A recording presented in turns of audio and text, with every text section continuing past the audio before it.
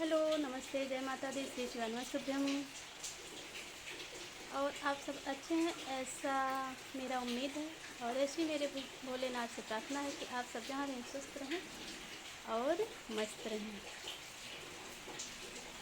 तो हम सुनाए चले हैं कान्हा जी का भजन, और कैसा लगेगा बताना चलिए।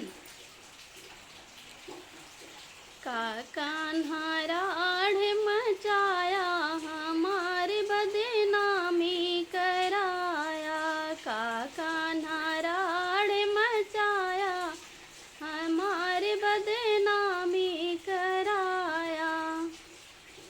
तब तो कहा हमें दूधवा न पियब, तब तो कहा हमें दूधवा न पियब।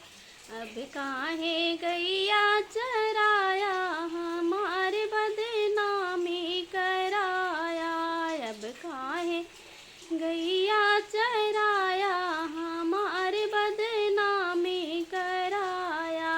का कान्हा राढ़ मचाया हमारे बदनामी कराया। तब तो कहा हम दधिया न खाबे, तब तो कहा हम दधिया न खाबे।